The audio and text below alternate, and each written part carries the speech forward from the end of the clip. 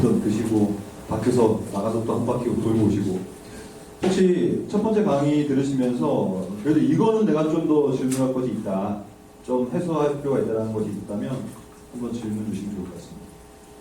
네. 이거는 내가 꼭 알고 넘어가겠다 이런 거 있을까요? 질문하라고 하면 다들 원래 고개를 딱 숙이는데 다 숙이는군요. 네, 그래요. 네. 혹시 또 아니 뭐 없으면 뭐 또 우리가 계속 할 거니까 한번 듣다가 또 메모해 두시고요. 얼마든지 쉬는 시간에도 질문을 받을 수 있습니다. 그래서 첫 번째 우리가 가장 중요한 어떤 구원에 대한 시작과 마무리를 좀 봤고요. 두 번째 시간에는 그것이 잘못될 경우에는 어떻게 될 것이냐에 대한 내용을 보려고 해요. 그러니까 다른 구원론, 잘못된 구원론을 먼저 좀 파악해 보려고 합니다. 그게 이제 크게 네 가지 정도가 있어요. 그러니까 이것도 보는 이유는 여러분들도 이 중에 하나일 수가 있고, 그리고 이것들이 섞여 있기 때문에 그렇습니다. 그러니까 완벽한 구원론을 가질 수는 없어요. 왜냐하면 우리는 다 죄인이기 때문에. 저도 마찬가지, 여러분도 마찬가지. 크게 이 네 가지 중에 하나 정도로 우리는 구원론을 갖고 가고 있거든요. 그러니까 함께 보려고 합니다. 일단 신비주의, 합리주의. 이거는 신비주의는 되게 고대의 방식이라고 해서요. 뭐 지금도 많지만 과거에도 많았고, 합리주의는 19, 20세기 계몽주의 시대 합리주의, 이성주의라고 하는데 그때 강했던 사상이고, 요즘 기독교 안에 있는 많은 것들 중에 하나가 반율법, 신율법이거든요. 반율법은 뭐냐면 쉽게 말하면 한국으로 따지면 구원파를 말하는 겁니다. 구원파. 가장 편하게 말하면 어차피 받은 구원, 막스라도 구원받는다는 개념. 그게 반율법주의입니다. 어차피 받은 구원, 영원한 구원, 막 살자. 어차피 구원 받는다. 그 반대가 뭐냐면 신율법이에요. 아니다, 우리가 뭐 해야 된다. 해야 은혜를 받는 거다. 요 네 가지를 좀 보면서 스스로 판단을 좀 해보시면 좋을 것 같습니다. 자신의 구원론에 대해서. 첫째, 신비주의. 일단 바빙크는 구원론을 크게 두 가지로 나누고 있어요. 신비주의적인 것이 하나 있고 합리주의적인 것이 하나 있다. 제가 볼 때는 우리 한국 교회에 이 두 가지가 또 되게 깊숙이 들어와 있다고 생각하는데, 예를 들어 볼게요. 성경을 모르면 신비주의입니다. 여러분들도 얼마든지 신비주의가 될 수가 있어요. 성경을 모른 채 신앙생활 하면 싹 다 신비주의예요. 성경이 없으니까. 반대로 똑같아요. 그러니까 성경이 없으면 신비주의로 가고 동시에 합리주의로 갈 수도 있어요. 그건 뭐냐면 내 생각으로 하는 겁니다. 내 생각과 내 판단으로 하는 거예요. 그걸 합리라고 불러요. 둘 다 성경이 없습니다. 먼저 신비주의를 볼게요. 신비주의는 과거에 진짜 많았고요, 한국에도. 여러분 이런 거 알파코스 이런 거 기억나시는 분도 있을 텐데, 과거에 이 알파코스가 뭐냐면 열심히 기도하면요 이게 금리빨로 변한다는 거예요. 이게 여러분 과거에 우리 한국에 엄청 많았어요. 그러니까 성령사역이라고 불렀어요. 성령사역 알파코스라고 했어요. 이게 여기 이분이 이제 알파코리아 이사장인데, 이 알파코스가 뭐냐면 열심히 성령 운동을 하고 기도하다 보면 이빨이 금리빨로 바뀐다 라는 사역을 했고, 실제로 막 바뀌는 역할 막 하는 가짜 막 연기자들이었죠. 그런 일이 많이 벌어졌고, 그리고 뭐 이런 것도 많잖아요. 여전히 뭔가 뭐 이것을 제가 뭐 저격하는 건 아닙니다. 이게 자체가 문제가 아니라 뭔가 이 치유 사역, 은사 사역, 성령의 말씀 백신을 맞으라. 그러니까 뭔가 뜨거운 것. 제가 이제 아마 한 내일 정도에 구원론 믿음을 다룰 때 다룰 건데, 우리의 믿음은요, 여러분, 지정의가 있어야 돼요. 전인적 믿음이라고 하는데, 지적으로만 강해도 안 돼요. 특히 지적으로만 강한 사람들이 신학교에 많이 있습니다. 신학생들. 그리고 목회자 그룹. 지적으로만 강해요. 그러니까 지적으로만 믿어요. 그 말이 뭐냐면 감정과 의지가 없죠. 근데 많은 성도들은 뭐에 강하냐면 감정에 강해요. 느낌이라고 하죠. 제가 이 느낌에 대한 비판을 좀 해볼게요. 왜냐면 저는 이 구원론을 하다 보면 어쩔 수 없이 한국교회를 비판할 수밖에 없는데, 은혜에 대한 얘기를 좀 해볼게요. 많은 사람들은 이렇게 생각하는 거예요. 아, 목사님 오늘 찬양에서 너무 큰 은혜를 받았습니다. 오늘 예배의 말씀과 예배 가운데 너무나 큰 은혜를 받았어요. 근데 물론 받을 수도 있겠죠. 근데 이때 가장 황당히 하실 분이 누구냐면 하나님이세요. 왜냐면 은혜 받았다고? 난 너한테 은혜를 받은 적이 없는데. 이 개념입니다. 은혜는 주어야만 받아요. 내 느낌이 아니란 얘기예요. 내가 은혜를 받았다는 느낌이 들었다. 그럼 솔직히 이별을 하고 나서 슬픈 발라드를 들어보세요. 눈물 펑펑 나옵니다. 꺼이꺼이 울지 뭐. 여러분 여대생이 저를 찾아오는 대부분의 이유는 이별 때문에 찾아옵니다. 막 와 우는 거야. 그래서 헤어졌다고. 생각해봐요. 기도하고 예배드리고 찬양 부를 때 눈물이 막 나와. 여러분 눈물은 은혜 받은 증거가 될 수가 없어요. 그럼 발라드 듣고 눈물 나는 거는 그럼 은혜 받은 겁니까? 은혜는 주어야만 받는 겁니다. 하나님으로부터 주어진 것만 은혜지 내 느낌은 은혜가 아니란 말이에요. 이걸 잘 생각해봐야 돼요. 과연 이것이 내 느낌이냐 아니냐. 여러분 저는 이렇게 방학이 되면 수련회를 많이 가는데 특히 집회 같은 거 할 때 요즘에는요 찬양팀 이런 찬양 그 사역자들이 많기 때문에 거의 뭐 콘서트 형식으로 한단 말이죠. 그러면 요즘 이 청소년 집회 이런 데 가보면 막 진짜 거의 방방 뛰고 난리가 나요. 근데 제가 제일 아쉬운 게 뭐냐면 찬양 한 1시간 동안 방방 뛰어. 거의 무슨 뭐 콘서트장이야. 근데 말씀 시작하면 다 잡니다. 피곤하니까. 1시간 되면 뛰고 얼마나 피곤해. 너무 뛰고 푹 자. 그다음에 다시 일어나. 왜냐면 푹 자니까 개운해지겠지. 또 방방 뛰어. 끝나고 야 오늘 집회가 너무 은혜롭지 않았니? 과연 이게 은혜일까요? 제가 정답 말씀드릴게요. 은혜는 말씀으로부터만 옵니다. 그래서 뭐라고 하냐면 은혜의 방편이라는 말을 쓰죠. 신학에서.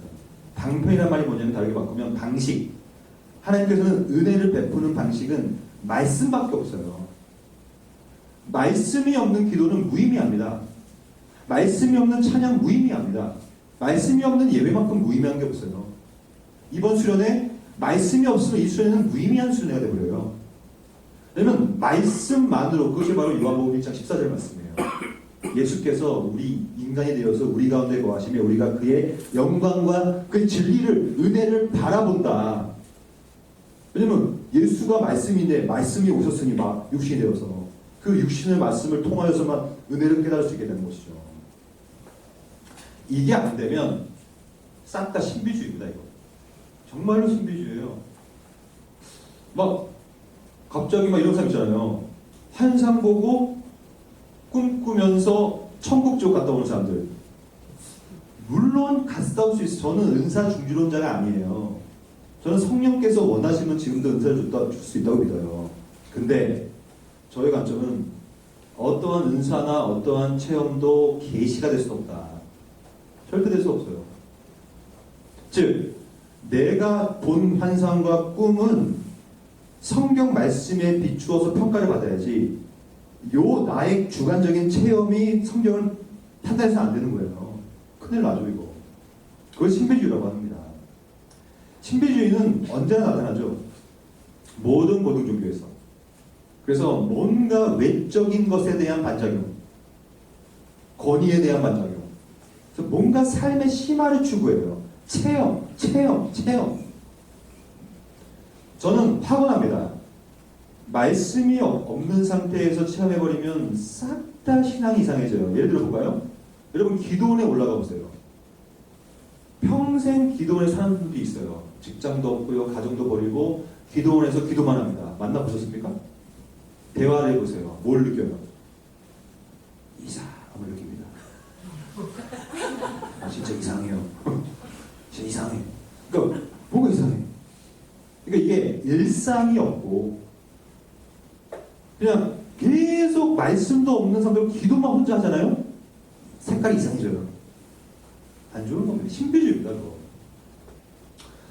진짜 체험은 뭐냐면 제가 아까 초등에 말씀드린 것처럼 내 일상에 무너졌던 질서가 잡혀야 돼요. 재작년에 어떤 일이 있었냐면 미국에서 에지벨이라고 하는 곳에서 대부흥 운동이 벌어졌어요. 그때 저는 수없이 많은 그 언론에서 인터뷰 그 요청을 받았는데 다 질문이 똑같아요. 교수님, 지금 에즈베리에서 성령 대붕이 벌어지고 있는데 3주 동안 대학생들이 집에 안 가고 모여서 기도하고 있는데 어떻게 평가하시겠습니까? 저는 똑같이 말했어요. 저는 평가를 보류하겠습니다. 저는 거기 3주 동안 모여서 기도했던 사람들의 그 상태는 저는 제 관심이 아니고요. 저희 관심은 그들이 다 끝나고 집에 들어가고 각자의 장소에 들어가서 그의 일상을 어떻게 회복시켰는가가 저희 관심입니다. 얼마나 그 체험을 통하여 삶의 질서가 세워지냐가 저희 문제지. 그게 맞죠. 많은 사람들은 실용주의에 빠져 있어요. 한탕 해보려고 해요. 이번에 수련회 3일 동안 제대로 은혜 받고 한번 올해를 버텨보자. 말도 안 되는 얘기죠. 그런 실용주의는 없어요. 안 됩니다. 그냥 삶이에요. 삶 속에서 말씀과 더불어서 매일 누리는 은혜를 받아야 되는 겁니다. 그게 바로 만나라고 하는 거죠. 만나는 다음날 썩어버리거든요. 매일매일 먹는 거예요. 만나는. 이게 안 되면 말씀에 근거하고 말씀이 주는 분별력을 갖지 못하면 이거 빠지는 거예요. 이거. 우리나라 이거 사이비가 너무 많으니까. 우리나라에는 이단이 없는 거 아시죠? 우리나라는 사이비만 많아요. 다 사이비들이지. 이단이 어디 있어요? 이단이라는 건 뭐냐면 교회 역사 속에서 이단은 우리가 맨날 욕하는 아까 말했던 펠라기우스 우리가 욕했잖아요. 이단이라고. 펠라기우스는 우리보다 훨씬 뛰어난 신학자예요. 우리들은 펠라기우스의 신들매도 못 풀어요. 그만큼 뛰어난 신학자들이었습니다. 아르미니우스, 우리가 맨날 욕하는 아르미니우스. 엄청난 신학자예요. 네덜란드 레이든 대학 출신. 이단은 뭐냐면 성경을 잘못 해석해야 이단입니다. 성경을. 근데 이 JMS 이런 사람들은 성경을 해석하지 않고요. 지 멋대로 그냥 자기 성욕 채우고 이런 거예요. 사입이죠. 제일 안타까운 게 저는 이제 합동 측 이대위와도 함께 활동하고 있는데 제일 안타까운 게 멀쩡한 사람의 입이 다 빠져요. 그냥 신비주의에 빠져있거든요. 말씀을 모르면요. 신비주의입니다. 신학을 모르잖아요. 신비주의입니다. 신비주의 일반적 특성. 굉장히 일상을 버리고 비상한 길을 쫓죠. 여러분 비법은 없어요. 꼭 기억하십시오. 신앙생활에 있어서 비법은 없어요. 비법을 말하면 싹 다 사입입니다. 특별한 능력의 도움도 없어요. 언제나 하나님은 특별한 은혜를 베풀어 주고 계십니다. 여러분과 저는 차이가 없어요. 뭐 제가 신학의 교수고 박사이기 때문에 여러분들보다 더 높은 신적 존재된 지식이 있다? 아니에요. 저는 이 자리에 저보다 나이가 어린 분들은 그들에게 말씀드릴게요. 저는 여러분보다 더 죄인이에요. 제가 더 오래 살았으니까. 사람은 하루하루 더 죄를 지고 사니까. 무슨 말입니까? 많은 목회자, 많은 교회 지도자들이 자기를 신격화시켜요. 그걸 또 따라가고. 제가 제일 싫어하는 말이 뭐냐면 목사가 스스로를 주의 종이라고 하는 말. 그 무슨 주의 종이 어디 있습니까? 다 주의 종이죠. 종교적 신학의 핵심이 뭐냐면 만인 구원론, 만인 제사장설을 말해요. 우리 모두가 그리스도라고 하는 유일한 중보자를 지나서 담대히 성품께 나아갈 수가 있어요. 전부 다. 어떠한 특정한 중보자 필요 없다고 이제. 교황도 필요 없고 특성한 목사가 필요 없어요. 이런 말을 하는 순간 싹 다 사기라고 생각하면 돼. 내가 당신보다 더 높은 신적 존재를 알고 있습니다. 내가 당신보다 더 신적 존재와 더 긴밀한 교제를 추구하고 있습니다. 이게 신비주의지 이게. 절대 안 됩니다. 여러분. 그러니까 이런 사람들이 자꾸 그렇게 똑같이 말하는 거예요. 여러분 이재로, 야 이재로군요. 아시죠? 이재로 만민중앙교회에 가면요. 거기는 카메라맨들이 전문가들이거든요. 갑자기 이러잖아요. 설교하다가. 여러분 저기 보십시오. 천사가 앉아있네요. 그럼 카메라가 쫙 비춰요.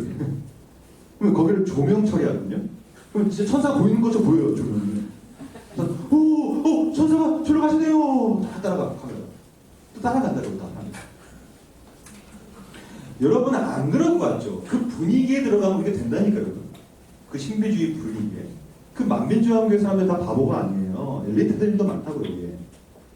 이거에 빠지는 거예요. 더 높은 신적 존재에 대한 지식과 신적 존재와의 더 친밀한 교제. 이만희 자기가 중보자라고 하지 않습니까? 그러니까 따라가는 거 아니겠습니까? 성경 말하죠. 그러나 중보자는 한 분이에요. 이것을 기독교 메타성이라고 하고 여러분 이걸 포기하면 안 돼요. 쿨병 걸리면 안 되고요. 신비주의도 문제인데 요즘 시대 근현대 이후로 더 큰 문제는 뭐냐면 이제는 자기가 하려고 해요. 합리주의. 특히 요즘에 똑똑한 젊은이들이 이거에 빠져 있어요. 이거죠. 대부분의 질문이 이겁니다. 교수님, 성경이 어떻게 하나님 말씀이고 어떻게 알아요? 증거 있나요? 그 증거라는 게요. 증거들 줘보세요. 증거. 66권 정경의 확립기간이 4세기 5세기인데 4세기 5세기 동안 정경 확립의 증거가 있습니까? 이렇게 시작해보죠. 성경이 무효하다고요? 오류가 없다고요? 증거 갖고 와보세요. 그리스도가 부활하셨다고요? 증거 내보세요. 이게 합리주의입니다. 요즘 시대의 신학이에요. 증거주의, 합리주의, 합리적인 증거 대화라. 합리주의는 단순히 그리스도를 하나님의 진리를 선포하고 삶과 죽음을 잊혔던 선지자, 교사, 이게 무슨 말이냐면 그냥 인간이라는 거야. 인간. 왜냐면 어떻게 하나님이 인간이 되냐, 말도 안 된다. 나는 어떤 것만 믿냐면 나는 이성적으로 이해되는 것만 믿겠다. 이게 요즘 시대의 합리주의입니다. 더 크게 나오는 건 뭐냐면 역사 실증주의라고 해서 나는 역사 속에서 실증된 것만 믿겠다. 나는 상식 가능한 것만 믿겠다. 근데 여러분 기독교는 방향이 바뀌어요. 어떻게 바뀌냐면 기독교 신학은 믿어서 이해하는 겁니다. 믿었기 때문에 이해되는 겁니다. 믿었기 때문에 역사적으로 증명되는 겁니다. 믿었기 때문에 그 일이 상식이 되는 거예요. 그것이 히브리서 11장 1절에 가르칩니다. 보이지는 않죠. 여러분 솔직히 예수님 본 사람 없잖아요. 예수님의 골고다 언덕 본 적 있어요? 여러분 에덴 동산에 있었던 선악과 본 적 있어요? 아니 솔직히 선악과에 색깔도 모르고 맛도 몰라. 먹어본 적도 없어요. 근데 먹어봤으면 내가 억울하지는 않겠어요. 본 적도 없고 먹어본 적도 없는 내가 왜 원죄가 있는 거예요 도대체? 우리는 이것을 보이지는 않지만 실상으로 보는 믿음으로 증거를 갖고 하지 않습니까? 솔직히 하나님 본 적 없잖아요. 하나님 볼 수가 없어요. 이분은 영이시기 때문에. 근데 본 적도 없는 분을 우리는 왜 믿고 있습니까? 우리는 이성적으로 이해돼서 믿는 게 아니에요. 믿음이란 선물을 받아서 믿게 되는 거고 믿음이란 선물을 받았기 때문에 이해되는 거예요. 증명되는 것이죠. 결국에는 뭐냐면 기독교의 근거는 증거가 아니라 믿음입니다. 이 믿음을 빼버리잖아요. 제가처럼 믿음의 밑에를 빼버려봐요. 이렇게. 기독교는 무너져요. 지금 이 일을 하고 있다고요. 현대신학은. 저는 아까도 말씀드렸다시피 현대신학은 신학이 아니에요. 인간학이에요. 티얼러기아가 아니라 앤스로폴로기아예요. 인류학. 왜냐면 믿음을 빼요. 믿음을. 그래서 인간의 이성을 거기다 넣어버려. 이해되는 것만 믿겠습니다. 그것이 뭡니까? 시대입니다. 이 시대는 여러분 이렇게 움직여가고 있어요. 시대는 돌고 돕니다. 반드시 시대는 다시 와요. 고대, 초대, 성경시대, 신구약 시대고요. 중세시대, 이 중세시대가 우리가 아까 봤던 반펠라기우스 시대였다고 보면 됩니다. 내가 해야 은혜를 받는 시간, 공로주의. 그래서 종교개혁이 벌어진 겁니다. 종교개혁이 16, 17세기인데 18세기부터 문제가 벌어져요. 그게 근대라는 시대입니다. 여러분들이 이런 사상체계도 꼭 기억하고 알아야 됩니다. 왜냐하면 시대를 분별해야 되거든요. 시대는 늘 근대라고 하는 18세기 이후의 시대로 움직이고 있는데 대부분 다 인간의 이성을 신뢰하고요. 그냥 이런 거죠. 교회 가면 창조론을 믿어요. 학교 가면 진화론을 믿어요. 왜냐? 진화론이 좀 더 과학적이라고 생각하죠. 그리고 과학 생물학 시간에 창조를 말하면 아마 이렇게 자기를 대할까봐 두려워하죠. 야, 저 보수 꼴통 저 창조를 믿는 놈 저거 이렇게 인정받을까봐 두려워서 교회에서는 창조를 고백하지만 학교나 사회에 가서는 진화를 고백하고 있어요. 그게 요즘 시대입니다. 그게 왜 그러냐면 근대 이후의 시대는 과학이 진리가 되어버렸어요. 과학, 증거, 실증, 객관적 지식, 실제로 이게 요즘 시대입니다. 아마 여러분들은 보수적인 신앙을 갖고 있을 것 같아요. 제가 볼 때. 여러분 아담을 믿어요? 와, 엄청난 분들이 이게 뭐였군요. 요즘엔 안 믿어요. 요즘에 아담은 상징적 아담이라고 해서 혹은 다수 아담들이라고 해요. 아담이 여러 명이 있었고 그 중에 하나의 상징적인 역할을 했을 것뿐이다. 창세기자는. 여러분 예수님이 실제로 부활하신 거 믿어요? 여러분들은 놀랍네요. 믿음을 받으셨네요. 요즘에 안 믿어요. 주류의 신학의 입장은 예수의 역사성을 다 부정하고 있습니다. 왜냐하면 증거가 없다는 거예요. 근데 우리는 왜 믿냐면 바로 이성으로 역사적으로 상식 이것들을 이전에 믿음이라는 것으로 내 젠가를 구축하는 거거든요. 밑에로. 여기 믿음이 전부죠. 그래서 이 믿음과 합리의 싸움이 너무나 심해서 저는 여기 특별히 젊은이들한테 꼭 말씀드리고 싶어요. 이게 부끄러운 게 아닙니다. 꼭 기억하세요. 기독교라고 하는 이 신앙, 믿음이 부끄러운 게 아니에요. 많은 사람이 이걸 부끄러워합니다. 어디서 말을 못해요. 교회에서나 고백하지 밖에 나가서는 과학적으로 살아갑니다. 왜냐면 그것이 진리가 되어버린 사회니까. 여러분 그러면 경쟁력이 없습니다. 제가 말씀드릴게요. 젊은이들이요. 경쟁력을 가지려면 기독교의 대타성을 가져가야 경쟁력이 생기는 겁니다. 믿음을 가져가야 경쟁력이 생기는 거예요. 믿음을 버리면 무슨 경쟁력이 있으려? 세상과 걸려서 질 텐데 믿음이 없으면 믿음이 가장 큰 경쟁력입니다, 여러분. 왜냐면 믿음은 영원한 것이거든요. 영원한 것입니다. 영원한 것을 갖고 가야 그게 경쟁력이지. 그게. 어차피 없어지고 가져가면 뭐합니까? 과학 다 없어집니다, 여러분. 주님 오시면. 두 번째, 그러니까 신비주의와 합리주의의 방식이 되게 고대의 방식, 오랫동안 있었던 방식이라면 이 현대 방식은 좀 더 반율법주의 신율법주의로 가고 있는데 이렇게 말하고 있습니다. 반율법주의 신율법주의라는 것이 있는데 뭐냐면 먼저 반율법주의를 볼게요. 반율법주의의 가장 큰 문제는 어차피 다 하나님이 하신 거라면 은혜라면 뭐 우리가 할 게 있냐. 그래서 이런 사람들이 많아요. 특히 개혁파 신학을 잘못 공부한 사람들 중에 반율법주의에 많이 빠집니다. 어떻게 빠지냐 이런 겁니다. 종교개혁 신학의 또 핵심 중에 하나가 뭐냐면 예정론이거든요. 예정을 잘못 배우면 어떻게 되냐면 이렇게 생각합니다. 아니 어차피 천국과 지옥을 다 정해놨다며. 천국 갈 사람 가고 지옥 갈 사람 간다며. 그럼 굳이 전도할 필요 있나? 아니 어차피 지옥 갈 사람은 전도를 해봤자 안 될 텐데. 그리고 어차피 예정된 사람은 어차피 천국 갈 텐데 굳이 뭐 전도를 해? 그게 바로 반율법주의입니다. 어차피 우리가 할 건 없다. 하나님께서 알아서 하실 거다. 근데 여러분 꼭 기억하십시오. 제가 아까 첫 번째 강의 때 강조했어요. 객관과 주관은 물 새 푼 없이 균형을 맞아야 돼요. 맞죠? 예정은 객관적인 영역인데 동시에 주관적인 영역이 필요해요. 왜냐하면 또 중요한 신학적 명제 하나 말씀드릴게요. 한번 따라해 봅시다. 하나님은 절대로 홀로 일하지 않으신다. 아주 중요한 명제입니다. 사실 하나님은 홀로 일할 수 있지만 홀로 일하지 않고 언제나 자신의 형상으로 만든 인간을 통하여서만 일을 해요. 성경도 그냥 써주면 될 텐데 그냥 쓰지 않고 인간 저자 40여 명의 인간 저자를 사용해 쓰죠. 예수님도 하늘에 뚝 떨어지면 될 거 아닙니까?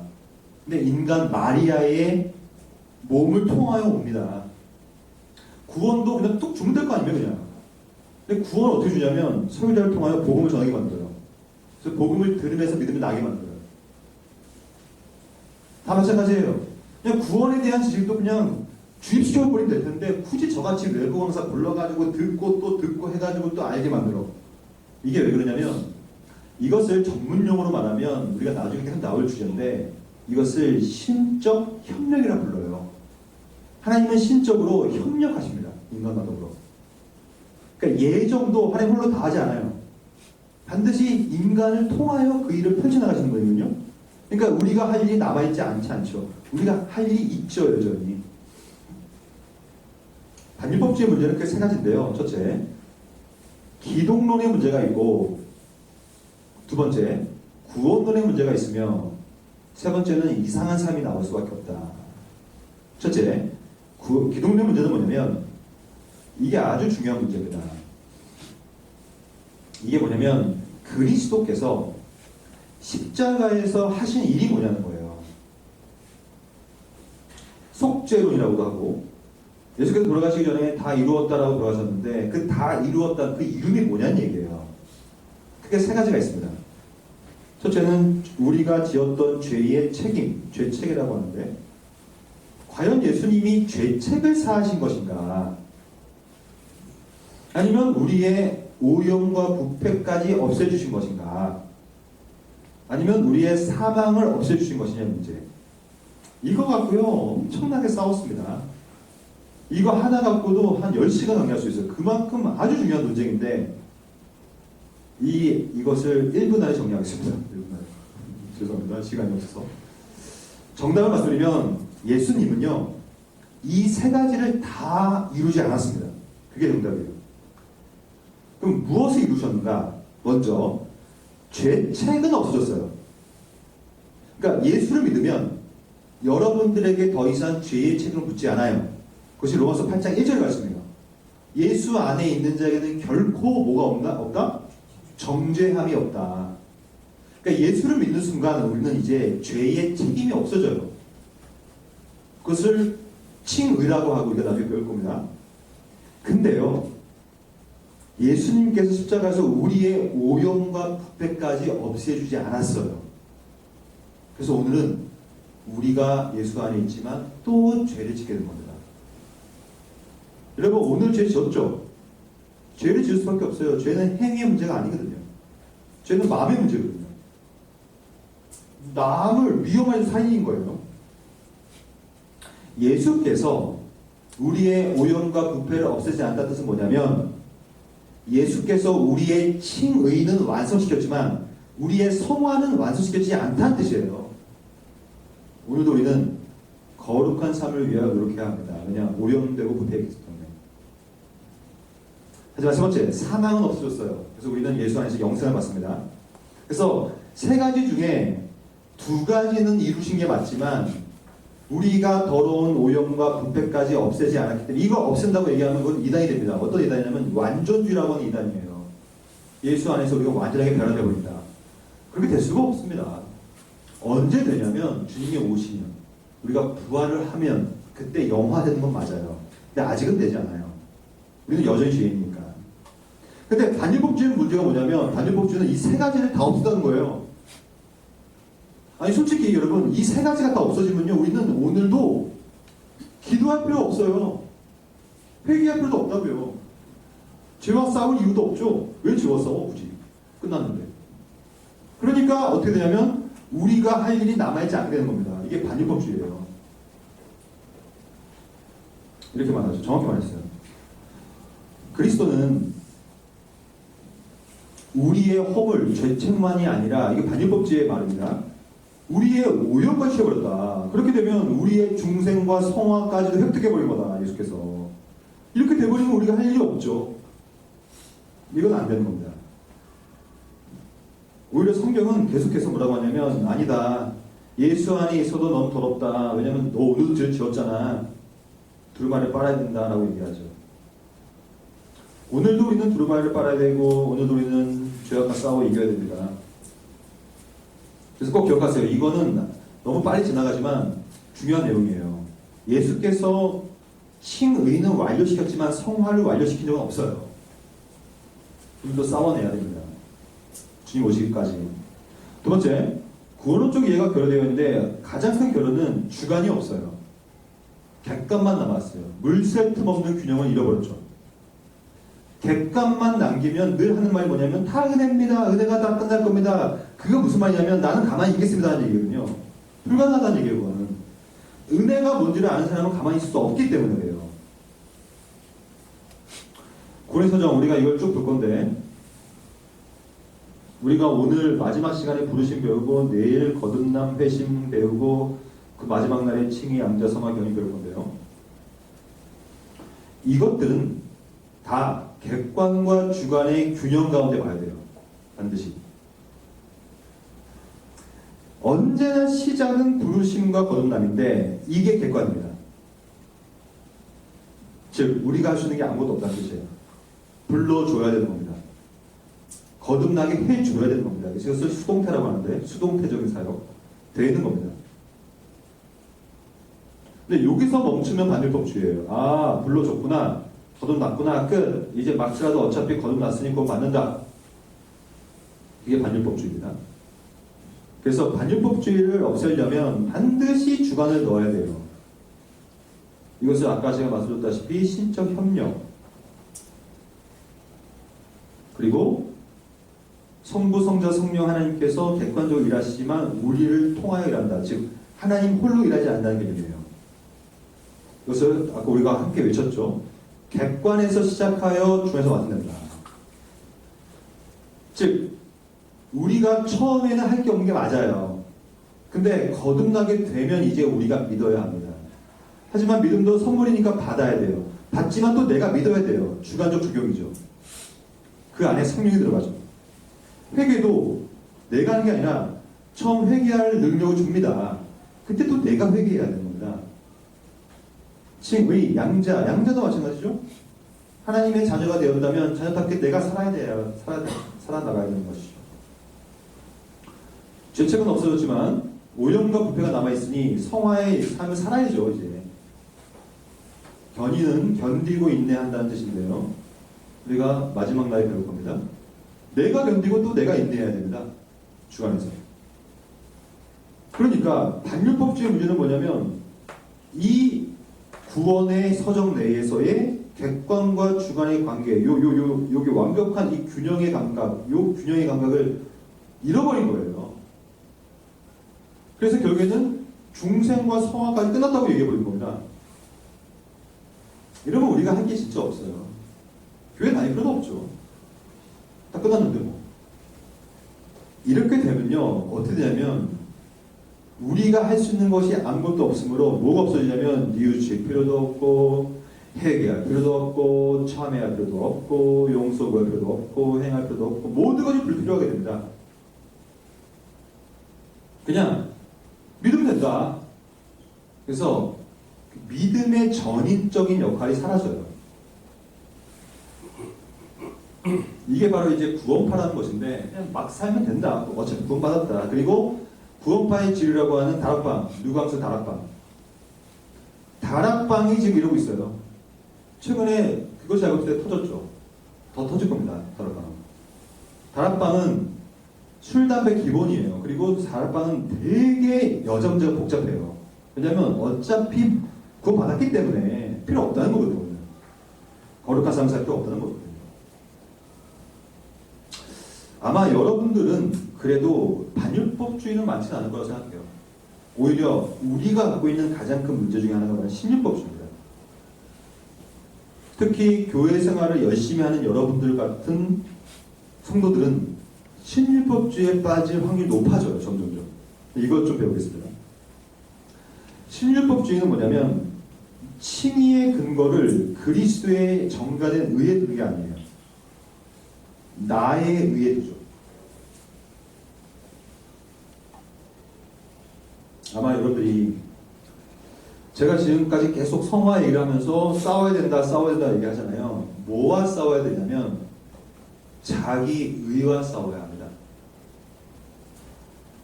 이거는 꼭 머리에 깊게 박아놓으세요. 자기 의라고 하는 것. 이 자기 의가 문제입니다. 자기 의가 작동하기 시작하면 어떻게 되냐면 자격지심이 생겨요.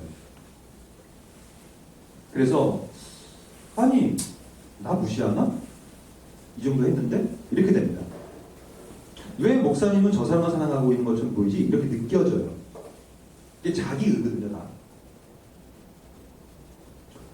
교회에서 가장 중직자는 가장 자기가 강합니다. 어쩔 수 없어요. 이거는 제가 적용하는 게 아니라 인간의 본성이에요. 원래 많이 하면 할수록 자기가 없을 수가 없는 겁니다. 그러니까 그것을 계속 제거해 나가야 되는 거예요, 자기를. 이 자기를 제거해가는 유일한 방식은 구원론을 제대로 탑재하는 거예요. 시작은 객관이라는 얘기예요. 철저하게 객관이다. 내 것은 없다는 거예요, 시작은. 즉, 내 신앙으로 내 순종이 아닌, 내 신앙과 경험도 아닌, 하여튼 제일 문제가 순종과 경험입니다, 여러분. 순종. 한국 교회는요, 신율법주의적인 복음을 선포하고 있어요, 지금 강단에서. 전부 다 순종이 나왔습니다. 맞죠? 여러분, 이거는 만약에 순종을 얘기하려면, 만약에 순종을 50 얘기할 거면 은혜를 500 얘기해야 됩니다. 10배 이상을 더 얘기해야 돼요, 은혜를. 안 그러면 다 신율법주의에 빠져요. 어떻게 되냐면 성도들이 이렇게 생각하게 됩니다. 아, 그렇게 순종해야 은혜 받는구나 라고 깨닫게 되는 거예요. 그게 신율법주의구나. 이게 왜 문제냐면 순종을 하게 되면 자기 의가 쌓여서 문제인 거예요. 이건 필연적인 거거든요. 아니, 순종했는데 자기가 안 쌓입니까? 당연히 쌓이지. 그게 굉장히 위험한 거예요. 그래서 삶의 모든 강조를 둔다는 얘기할 때 순종도 위험하고 경험도 위험해요. 제가 제일 경계하는 게 체험신앙이라는 겁니다. 정말 경계해야 될 것이죠. 도대체 무엇을 체험해야 체험신앙입니까, 이거? 이 체험신앙이라는 표현 가운데 뭐가 있냐면 자기의가 가득 차 있어요. 그 말은 난 체험했는데 넌 체험 안 했구나. 너 왜 체험 못했어?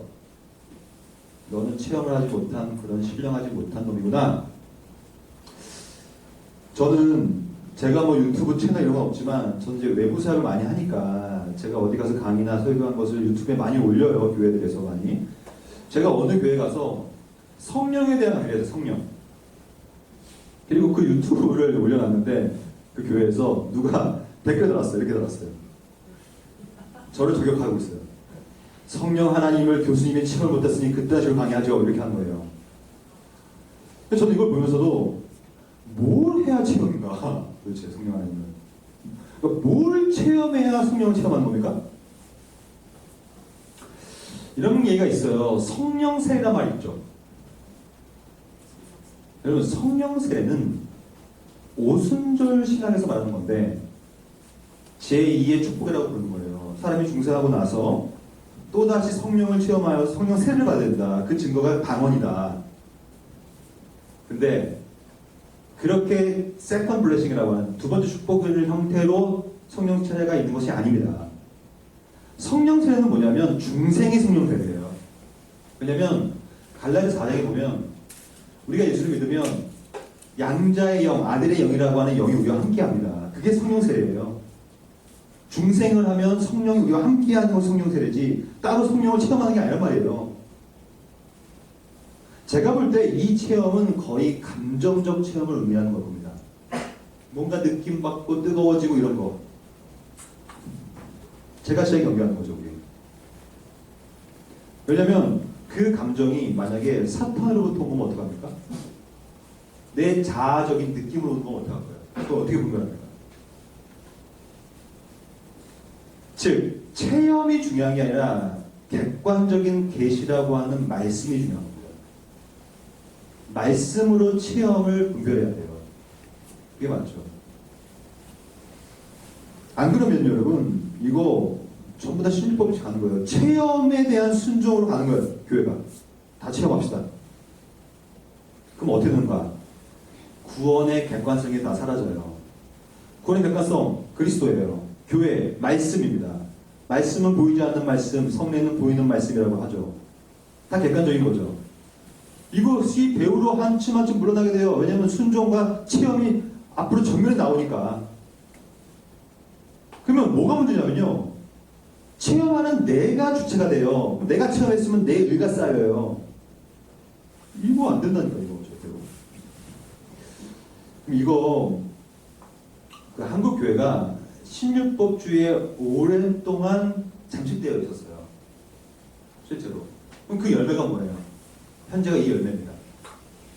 한국 교회가 좋아요 지금? 기독교가 이걸 먹는 이유가 뭡니까? 기독교답지 않고 교회답지 않아서 그런 거 아니에요? 결국에는 이 균형을 잃어버린 거죠. 객관적 획득 교육만 하면 신율법주의 가는 거고요. 이거는 비단 다른 사람의 이야기가 아니라 여러분과 저의 이야기예요. 우리의 신앙 색깔의 이야기란 말이죠. 우리는 죄인이기 때문에 늘 왔다 갔다 한다는 뜻이에요, 우리는. 그러면 이 균형을 어떻게 잡을 수 있을까요? 이 균형을 어떻게 잡을 수 있냐면 내가 현재 어디에 좀 더 기울고 있는가로 자기를 객관화시키는 것 외에는 잡을 수가 없어요. 이거 어떻게 객관화시킬 수 있는가? 배워야 할 수 있어요. 배워야만 합니다, 이거. 배우지 않으면 알 수가 없어요. 내가 지금 기울고 있구나. 이 기울고 있구나에 대한 기준을 알아야 기울고 있다는 걸 평가할 거 아닙니까? 그래서 그만큼 신학이 중요한 겁니다, 이거. 어디로 내가 향해 가고 있는가를 내가 분별하지 못하면 나도 모르게 계속 가는 거예요. 그 결과가 뭐냐면 열매가 없어요. 열매. 이 둘 중에 빠지면 열매가 안 생깁니다. 그러면 기준이 뭐냐? 다른 구원의 수정인데요. 루터라는 신학자가 있죠. 16세기 1세대 종교개혁자인데 이분은 사실은 루터는 개신교인이 아니라 로마 가톨릭 사제였다. 그러니까 신부였어요. 신부. 신부라는 말이 뭐냐면 신율법주의자였다는 뜻이에요. 루터는.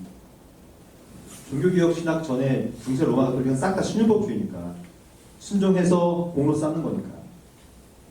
그때 루터가 질문을 던진 겁니다, 스스로. 아니, 내가 과연 은혜로운 하나님을 어떻게 발견할 수 있을까? 순종하는 걸까?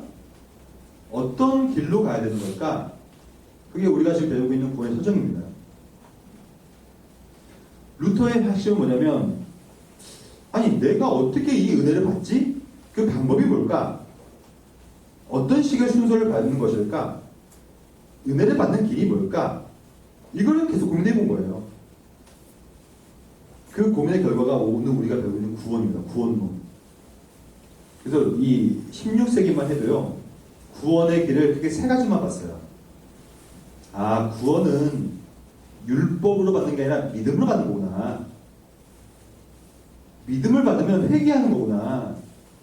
진짜 구원을 받으면 성화에서 하면 살아가는 거구나. 열매로 아는 거구나. 행함이 없으면 죽은 믿음이었구나. 요 세 가지.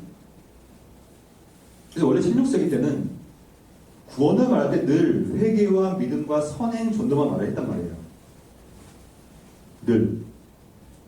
근데 우리는 이 세 가지 외에 더 많은 거 배울 거거든요. 또. 그럼 왜 이런 소명, 거듭남, 회심, 칭의, 양자, 성화, 견인 이렇게 말을 하는가? 그 이유는 분명합니다. 개혁신학은 세 가지만 말했던 표제를 확대할 필요성을 가지고 되었죠. 그러면 이거는 정답이 있어요. 여러분, 왜 필요성을 갖게 되었을까요?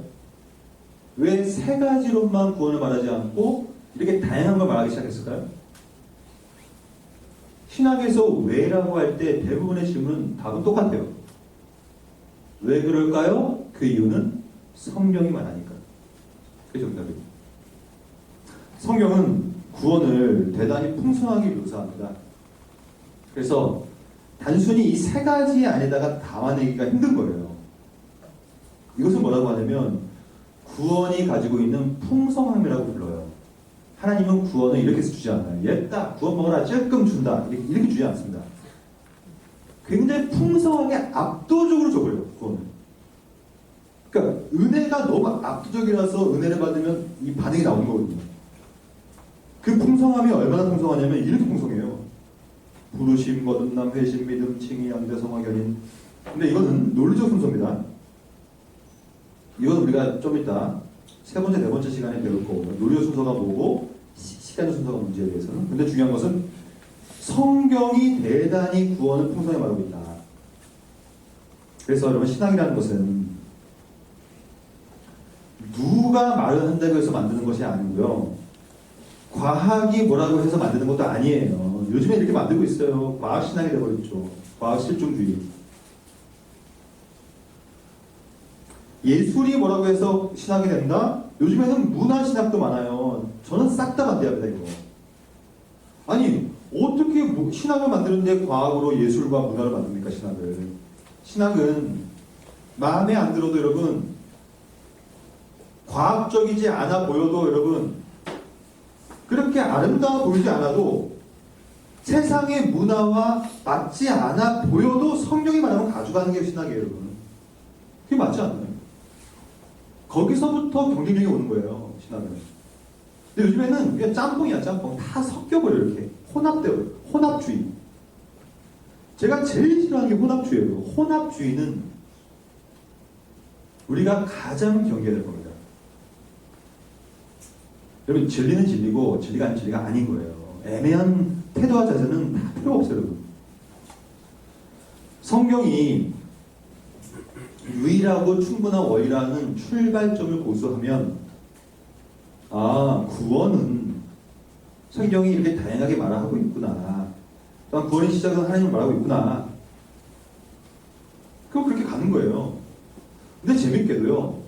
성경은 서로 모순되는 형식의 말을 하기도 하거든요. 왜냐하면 구원이 하나님의 절대 주권으로 시작한다는 말을 하지만 동시에 우리에게도 너가 해라라고 얘기하거든요. 그럼 이게 속으로 생각이 드는 거예요. 이거 뭐냐 이거. 모순 아니냐. 그래서 많은 사람들은 성경이 갖고 있는 이런 모순 지점을 파고들어요. 하나님의 절대 주권과 인간의 역할 책임은 서로 모순된다. 근데 개혁파 구원론의 핵심은 이것을 모순으로 가져가지 않습니다. 이것을 신적인 협력으로 같이 가져가죠. 이렇게 가져가는 거예요, 우리는. 기독교가 구원의 획득을 전적으로 그리스도에게 돌려요. 그래서 객관적인 은혜를 경험하게 만든 거예요. 그리고 나면 그것을 아는 우리는 두렵고 떨림으로 구원을 대하게 되죠. 너무 압도적인 은혜를 받으면요 두렵고 떨리게 됩니다. 그 대표적인 예가 시몬 베드로예요. 베드로. 예수께서 말씀하시죠. 베드로야, 저기다가 그물을 내려라. 그러니까 그 본문에 보면 하나님께서 말씀하시니 당신이 그렇게 말씀하셨기에 내가 그물을 내리리이다. 그물을 내려요. 베드로 누굴 만난 거냐면 말씀을 만난 겁니다. 하나님 만난 거죠. 물고기를 엄청 잡아요. 그때 베드로가 어떻게 했습니까? 예수께 나아가 무릎을 꿇어요. 왜 무릎을 꿇었을까요? 두려워. 그러니까 은혜를 만나면 두렵게 됩니다. 하나님이라는 분을 만나면 두려워져요. 그러니까 무릎을 꿇죠. 그래서 뭐라고 하냐면 주여라고 해. 베드로보다 나이가 어렸어요. 예수는. 근데 나이가 어린 사람에게 주여가 뭐냐면 크리오스라는 뜻인데 그 뜻이 뭐냐면 나의 주인이시여. 그리고 뭐라고 하냐면 나는 죄인입니다. 나를 떠나주세요. 너무 두렵습니다. 떨립니다.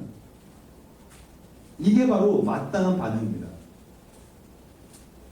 여러분, 하나님의 절대 주권을 경험한 사람은 반드시 역할과 책임을 하지 않을 수가 없어요.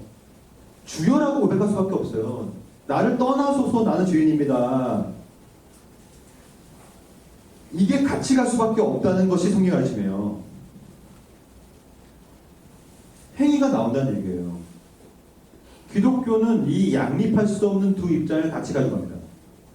이 두 가지에 하나만 가져가 버리면, 즉 하나님만 가져가 버리면 반율법죄에 빠지고 인간만 가져가면 신율법죄에 빠지는 거예요. 즉 객관과 주관의 관계성 속에서 균형을 잃으면 나도 모르게 신앙생활 열심히 하지만 반율법주의로 하고 열심히 하지만 신율법주의로 하고, 한국교회는 이 두 가지로 정철되어 있다고 생각하시면 됩니다. 그만큼 위험해요, 지금 신학적으로. 그래서 이 두 가지를 같이 가져가되 어떻게 가져가는 것이냐, 이것만 정리하고 마칠게요. 여러분 이제 조별 모임도 해야 된다고 하니까. 더 가장 중요한 것은 먼저 객관만을 먼저 이해하는 것이 제일 중요합니다. 하나님이 누구시고 그분으로부터 온 은혜가 무엇인지 깨달으면 하지 말라 그래도 주관이 나옵니다. 협력이 나와요. 진짜 은혜 받으면요, 내가 헌금 내는 게 아깝지 않을 겁니다. 압도적인 은혜 받아봐요. 헌금이 아까울까요? 안 아깝습니다. 은혜 없이 하면 지어짜니 아깝죠. 그러니까 객관이 우선인 거예요. 언제나. 객관으로 시작할 수밖에 없는 거예요. 그래서 주관이 왔습니다. 그것이 안 되면 왔다 갔다 하는 거예요. 신비주의 가고 합리주의 가고 반유법 가고 신유법 가고. 그 유일한 증거는 뭐냐면 열매가 없어요. 열매가 없음에 대해서만 말씀드리고 마칠게요. 열매가 뭐냐면 열매는 다름입니다. 다름.